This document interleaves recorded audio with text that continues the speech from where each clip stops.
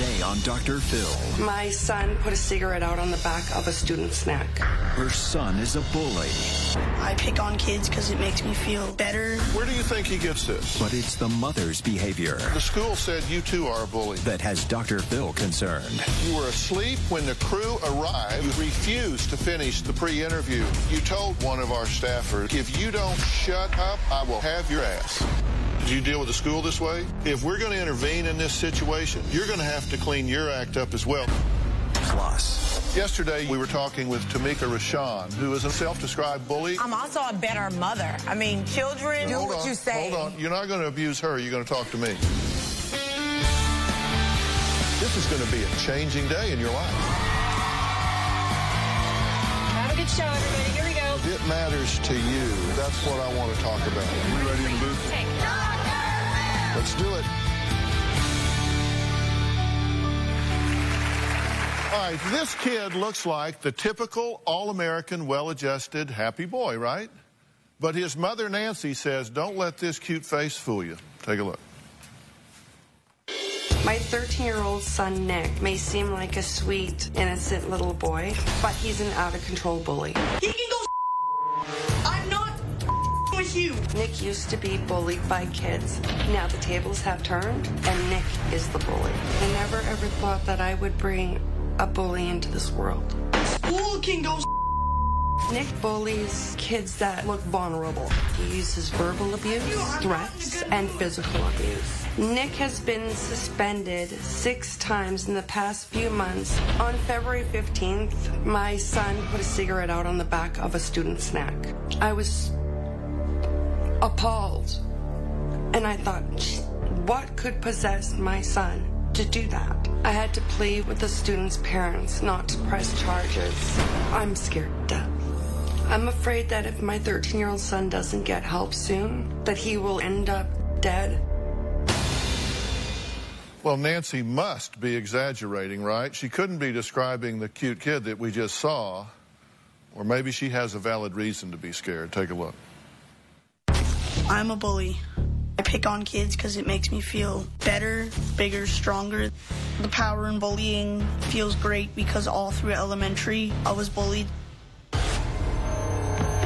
My reputation in school is being a badass, doing what I want, not giving a crap about what any adult says. I've been suspended from school 6 times in the last 2 months. I put a cigarette out on my friend's neck for giggles. I shoved a kid into a locker and called him a There was a kid in the 9th grade. He called my girlfriend a skanky whore. The next day, we got into a fight at lunch, and I got suspended for 5 days for beating him up. I'm small, but I can pack a punch. I was going to work period, and I was a minute late, and my teacher said, go to the principal's office. I said, you dirty bitch, don't kick me out if I'm a minute late. And then I went to the office. The people in the office know me pretty well, because I'm always there. My mom and I get into an argument at least once a day. Where are you going to be in 10 years? Because I am dying to know. And I'm dying to know why he keeps on suspending me and not letting me do work, and then you guys give me We can't even have a civil conversation. because you're always trying to complain about something. You're giving me because I won't do my homework that I don't know because he suspends me.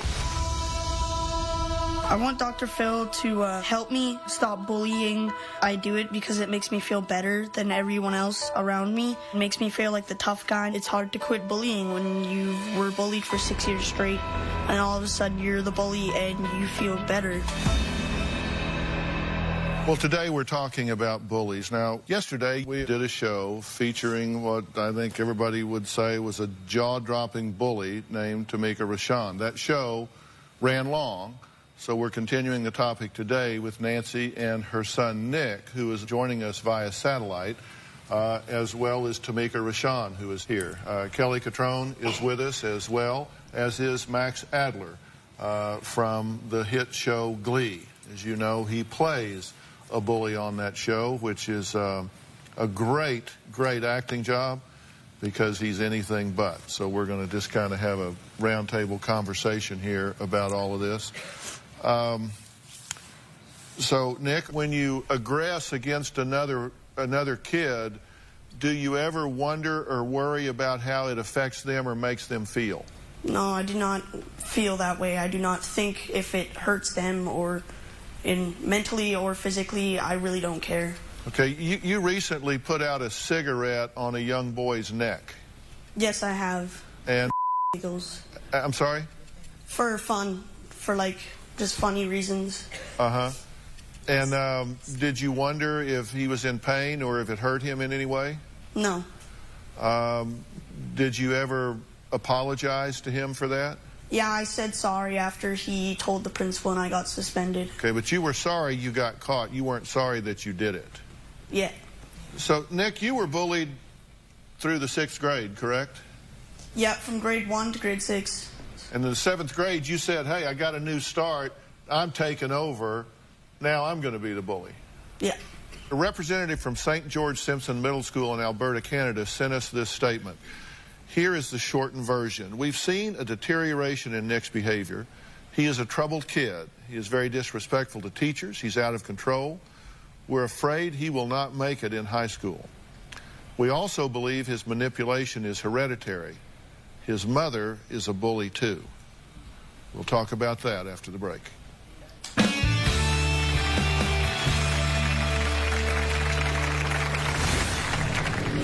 He is a child. I'm 26 years old. He has a problem, but you don't. I'm 26 years old.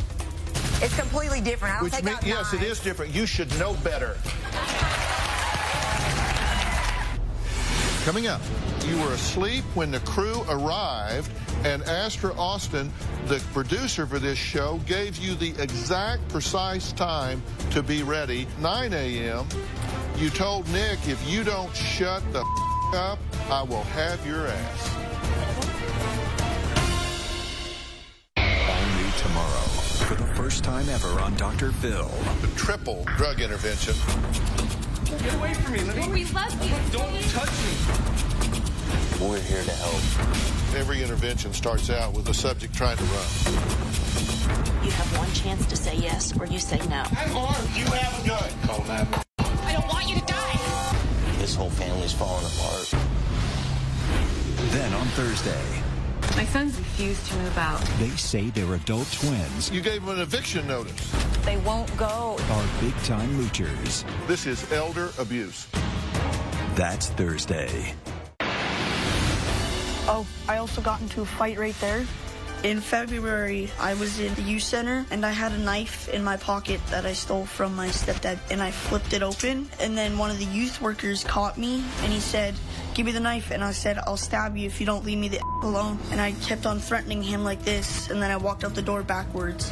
It's not really tough to be the tough guy, because everyone bows down to you. I was hanging with my friend yesterday. I punched him in the arm, and my knuckle hit the wall.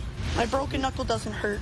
Makes me feel empowered when I push a little kid, a smaller kid than me. I would never hurt like a kindergarten or like grade 1 or 2.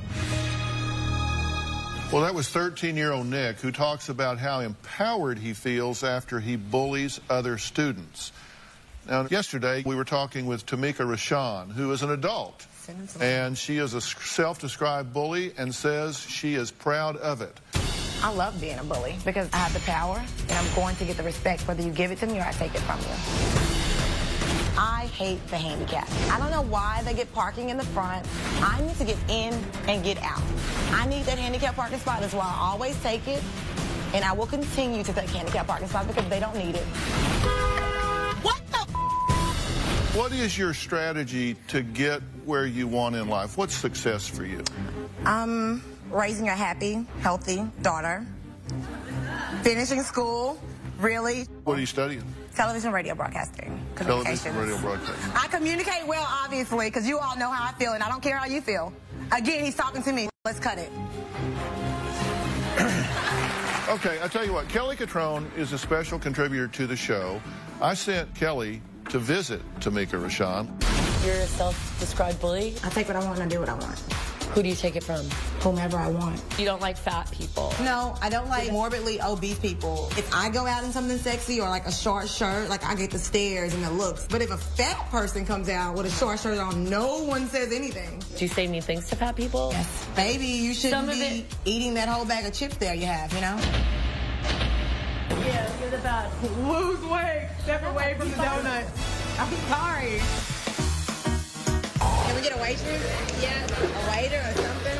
I'm going to apologize in advance for anything that might be said here. I just want to say that. What do you think I was going to say? Are you Asian? You're Asian, so I'm going to call you Asian lady. Is that okay? Asian lady, let's get this order done. We're going to add somebody to the conversation next. What is your problem? You talking back to me? Do you want a piece of the Fury? The Fury? That's what I named my fist. Now, that was actor Max Adler from the hit show Glee, who plays school bully Dave. First of all, you're playing a bully, but then you don't want people to bully. Like, I would not play a bully because you're promoting bullies is what you're doing. Why don't you take a stand? Why don't you take a stand and, like, say I refuse to, like, play this character just because I'm so anti-bullies? But you're playing the character. Max, you've been watching the show so far from backstage. What's your gut-level reaction to Tamika Rashawn? Gut level, I'll say you don't And look you different. know You look beautiful. everything You're about lovely. me already. I don't know anything about you, but from the 10 seconds I've seen on the show. You do seem very intelligent. And when Dr. Phil asked you about your daughter, it was a whole new woman that I saw. Let me stop here. I want to point out something because I'm really wanting you to have some takeaway from this show. Okay. When Max started talking, I said, what is your take on her? You immediately, get him before he get... No, wait, let me finish. No, I'm talking here. See that name up there? I do. That's me. Okay. As soon as I asked him that, in a get them before they get me, you said, you don't know anything about me, and you don't. And then when I made you stop and let him finish, what he actually said was that he has the sensitivity to look past all of the bluster and in fact saw an intelligent and caring woman when it came to your daughter and it came to doing what you needed to do to protect her. I understand what you're saying.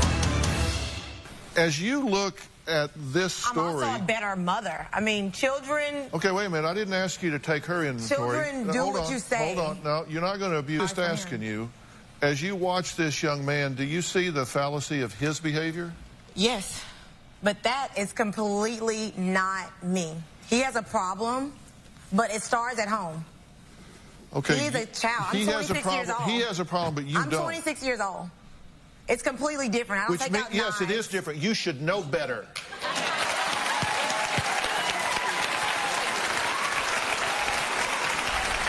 He's a child.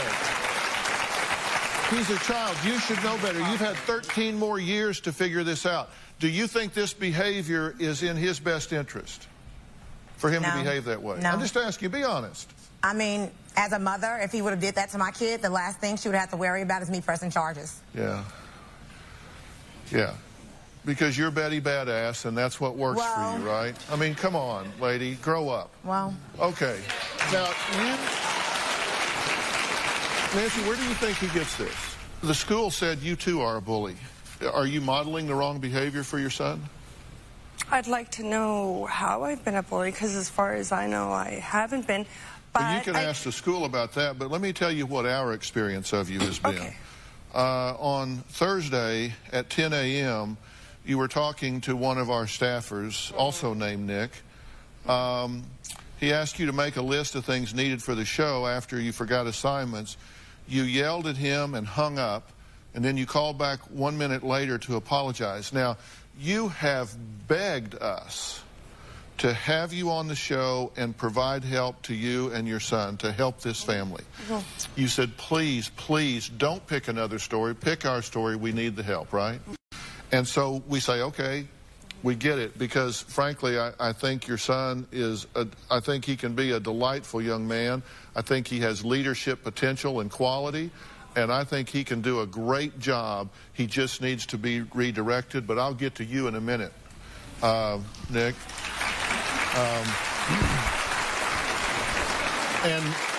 But for him, I would have fired you as a guest right there when you hung up on my staff member. But for him, I did it. 4 p.m., you hung up on Nick and said you couldn't talk. 7 p.m., refused to finish the pre-interview with Nick. Friday, the next day, you were asleep when the crew arrived, and Astra Austin, the producer for this show, gave you the exact precise time to be ready.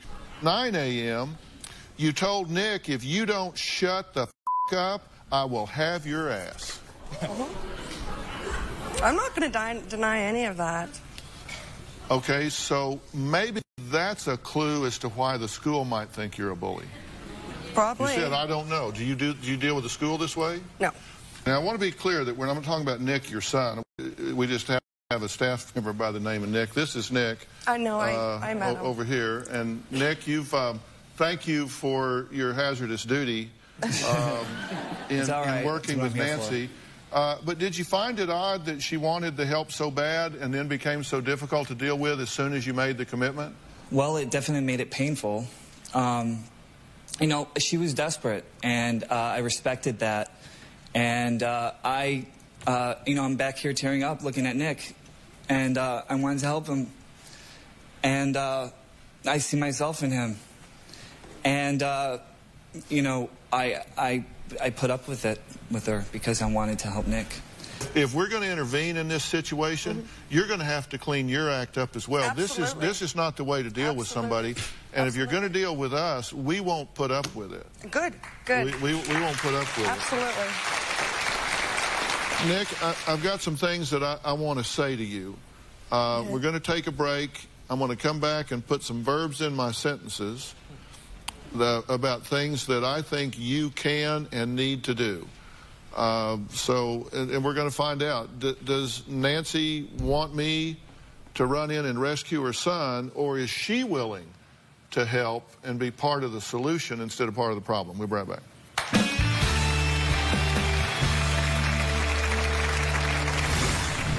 I never felt that feeling before of being bigger than someone, better than them, and it just feels great, and it's like an addiction. That's what I think it is. I'm addicted to bullying, and I need help. And later... I don't bully children. Okay, but you can bully adults and handicapped people and people with Down syndrome. That's okay. These two situations are completely different. No, they're not. If you can't accept someone treating your child like that, you shouldn't treat handicapped people and people with disabilities like that.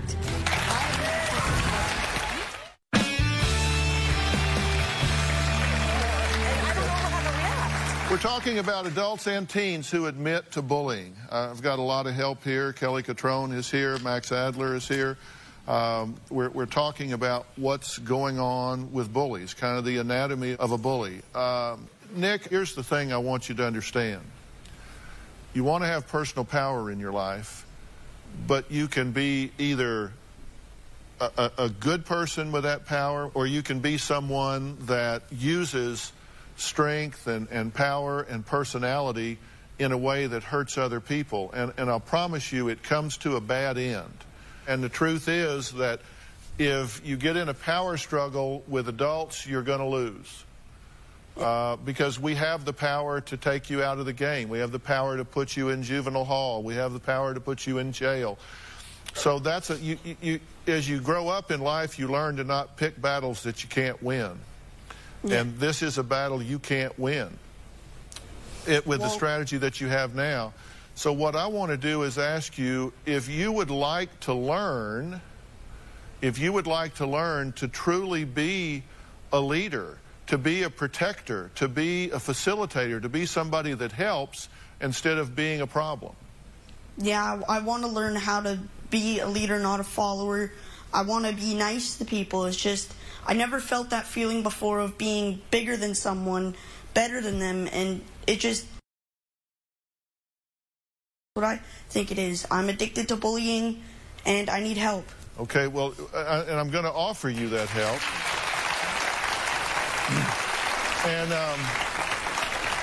And I can promise you there's always somebody bigger, there's always somebody stronger, there's always somebody you're going to meet that's going to whoop your ass. And you're a lot better off if you just decide that you don't want to go down that road. I'm going to get you help right there in your community. I'm going to get you a professional that's going to help you and work with you. So Nick, I'm going to arrange this, and I'm going to ask you right now if you're going to participate in it and do the things that we ask you to do. Yes, I will. Okay, I believe you. I take you at your word, and we're going to get started on that right away. Thank you very much. When we come back, parents of a victim that has some strong words for both Tamika and Nick and Nancy, all when we come right back.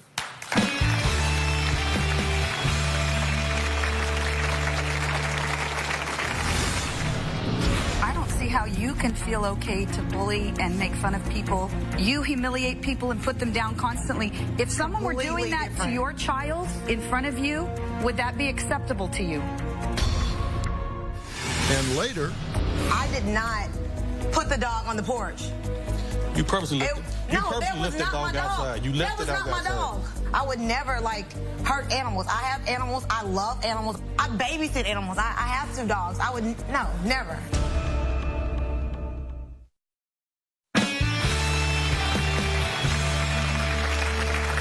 Now, Ross and his wife, Lindy, say that they also have words for the guest on my show after bullying hit home for them in the form of a controversial wrestling move called the butt drag. Take a look.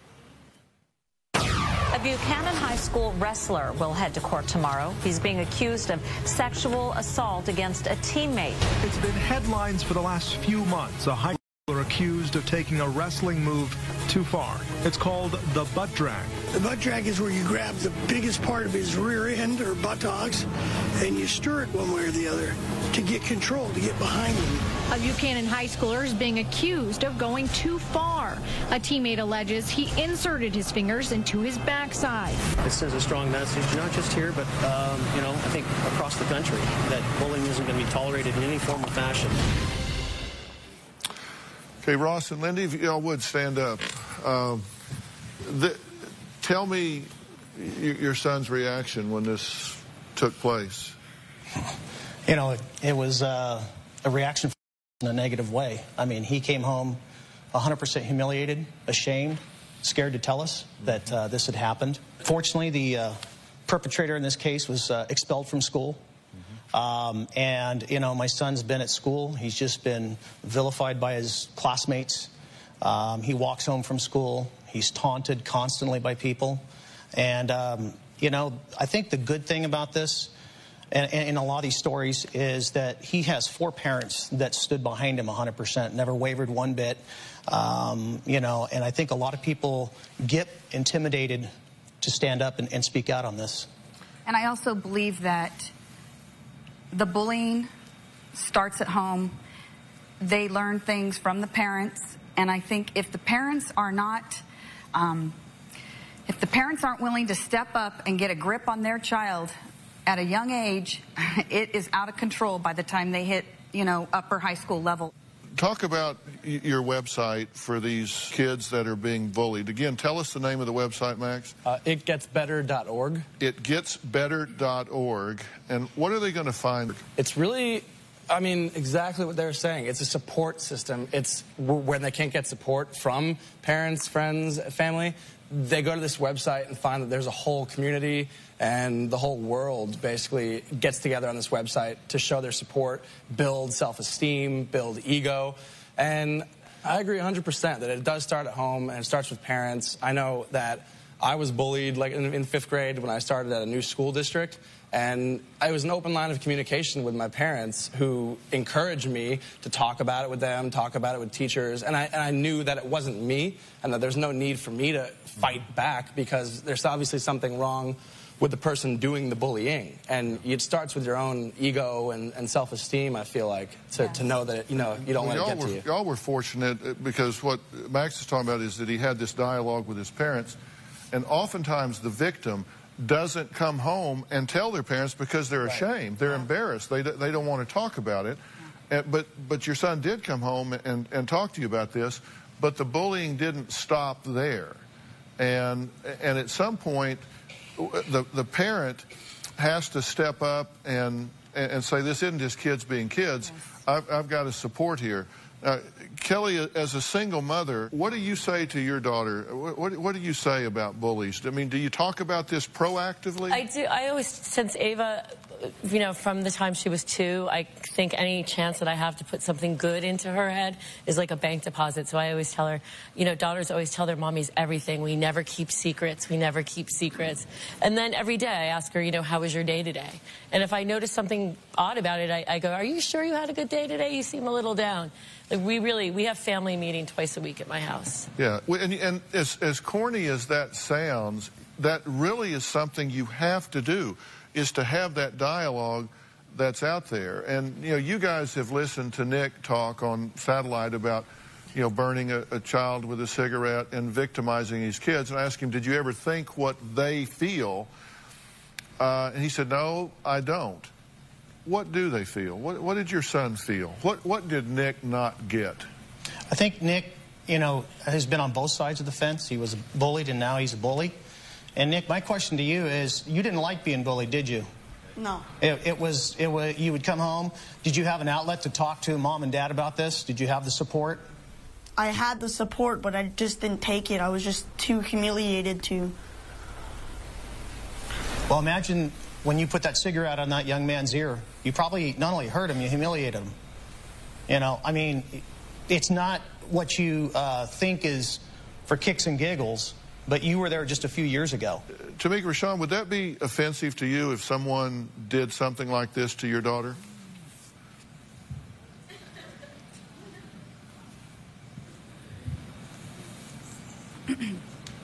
I think my daughter would probably be with my mom, because if someone did something like that to my daughter. I don't see how you can feel okay to bully and make fun of people. The fact that you humiliate people and put them down constantly. If someone were doing that to your child, if someone were doing that to your child in front of you, would that be acceptable to you? Would that be acceptable to you? My parenting is obviously different, because I go to my child's school and I'm still won't answer the question. No, it would not be acceptable. But it's okay for you to do it to others. I don't bully children. Okay, but you can bully adults and handicapped people and people with Down syndrome. That's okay. These two situations are completely different. No, they're not, completely different. And you know what, furthermore? If you can't accept someone treating like that, you shouldn't treat handicapped people and people with disabilities like that.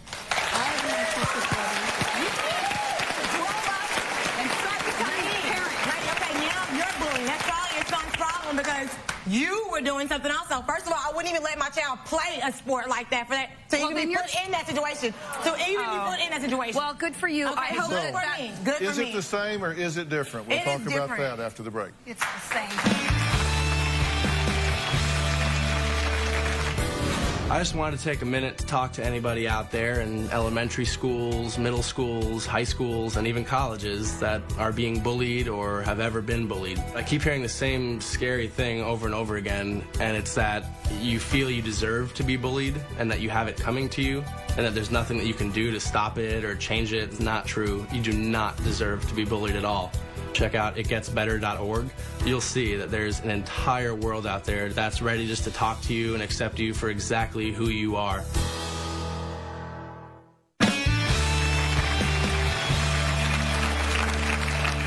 Well, we're back and we're talking about bullying today, and you guys know that we have spent so much of the 9 years on the Dr. Phil Show talking about bullying and trying to raise awareness about this. It happens in all levels. It happens with children, it happens with adults, it happens in the workplace, it happens in sports, it happens everywhere. And one thing, Tamika Rashawn, that is a common denominator is the pain that the victim feels whenever it happens. And, you know, Kirk, you were saying, and you were kind enough to role play for us, in the wheelchair in the green room.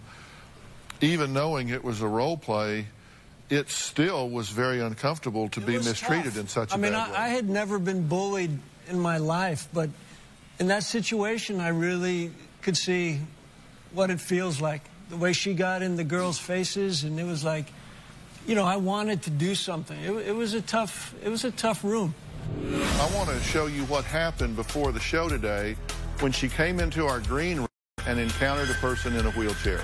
Now notice how far away she sits from him once she spots him. Take a look at it. Spots in front of every building. I'm like, to Congress? Yeah. And so the petition is going, and I'm going to have 5 spots. Oh, Hi. wow.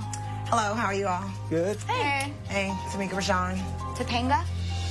Excuse me, I said Tamika Rashawn. Tamika. Yeah. Really simple and ethnic. don't fall. You can't, no, trust me, I'm well balanced. You're well balanced. Yeah. Nice. So that's what Congress is going to do. They're going to maybe put 5 parking spots in front of every building in the country because... You need 5 parking spots? No, but handicaps do. Aren't you handicapped? I am. And you need 5 parking spots? Sometimes they're going to be filled up. Like where? There's in more front than of one every handicapped building. person.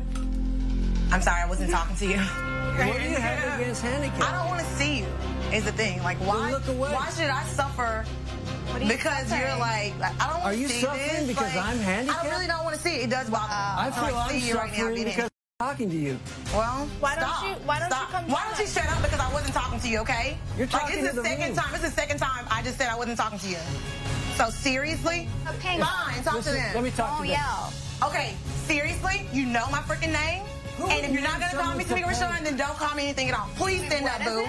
It is Tamika Rashawn. T-E-M-I-C-A R-O-S-H-A-W-N. Okay? And I've told you this 5 times now, okay? Really? All right, okay.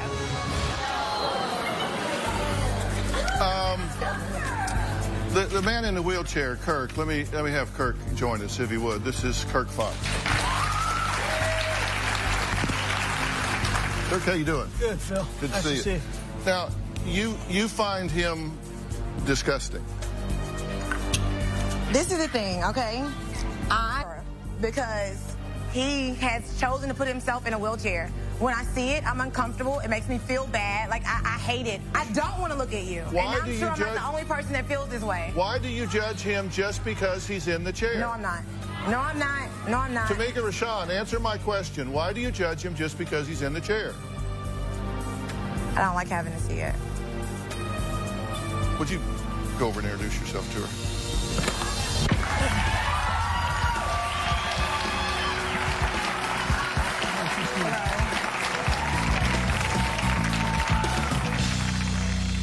And I will say, there were a couple times where she actually laughed. And she looked like a completely different person where I thought that she was pretending to be a bully. Like, there is something in this girl that is so sweet, but she's fighting it, and it was tough to see. Yeah. And then I see Nick on TV, and I tear up because he's all heart, you know? And he's got to think about the kid who he burned, because now that kid might grow up to be a bully. I mean, it's a vicious chain, and you got to just stop it. I mean, you're too smart and sweet. You don't need to be a bully. Thank you. Well, Charlie, you've known Tamika Rashawn for how long? I would say about 9 years. About 9 years? Yes, sir. Has she bullied you? Yes, she has. Mm-hmm. How so? At her house one time, we were watching a movie. I happened to doze off. And, you know, I felt her messing with my hair. I didn't think anything about it. I woke up and she had tied my hair in a million knots. Do not leave your pets around her. Her sister had a little teacup dog. We were watching a movie, and the dog simply was trying to get on the couch with us. She picked that dog up. You know they're all head. She picked that dog up and dropped it on the hardwood. I was so mad about this. There was no call for it. I was about this. I took the dog and just went on the porch. I didn't even want to be around her.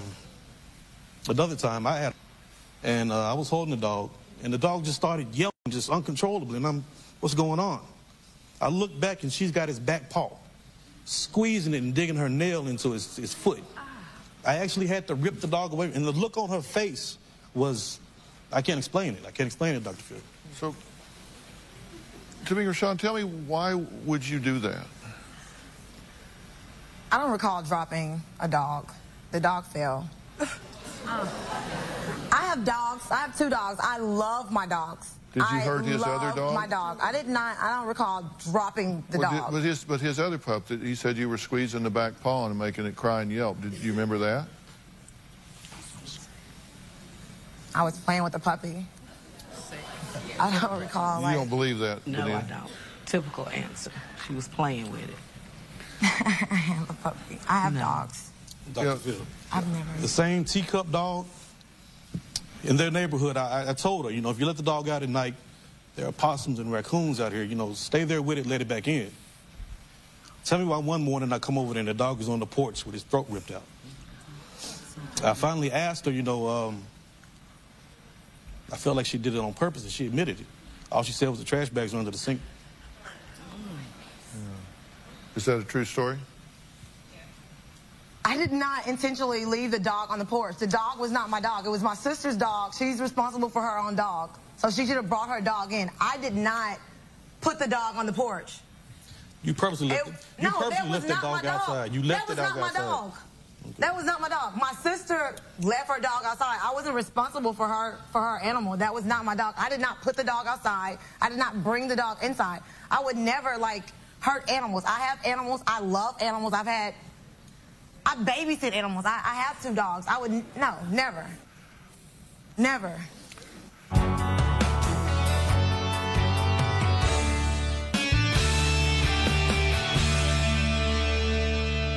I strongly believe that when people show rage and anger, they think that's a powerful posture to be in, but in fact, it's the weakest time you'll ever have in your life when you're angry and enraged, because that means that you have declared yourself a victim in some way, and you're raging against whatever it is that is hurting you. That's the weakest you'll ever be. The strongest that you will ever be is when you are in control, when you are making rational and compassionate decisions. That's when you're in control. And when I see people that are showing anger, and you are, in my view, a very angry person. I mean, you are hair trigger angry person. You have to take anger off the table and understand that it's nothing more than just a symptom of hurt, fear, and frustration. When people are showing anger, they're hurt, or they're scared, or they're frustrated. And I ask you the times in your life that you've been hurt, and you said, well, you know, I have been hurt. And let me tell you that I do have empathy, and I am very sorry that those things happened to you. I really am. You didn't deserve that. You didn't ask for it. I really am. I'm very sorry for that.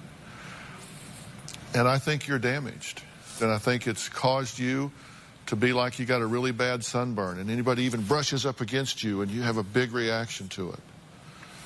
And you're not ever going to change that until you heal what has you so not at peace.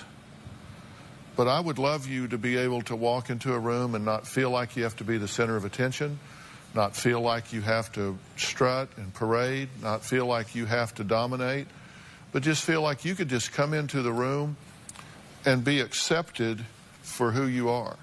Not how you look or what you're wearing, but who you are in your heart. I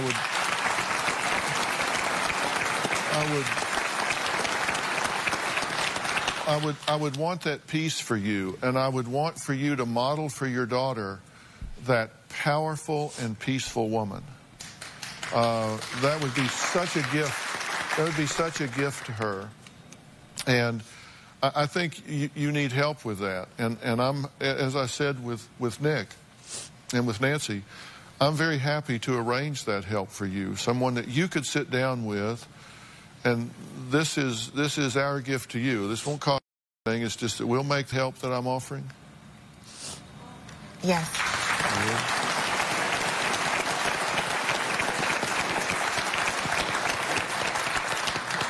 I want that for you because I think you deserve it. Thank you. I really do. We'll be right back.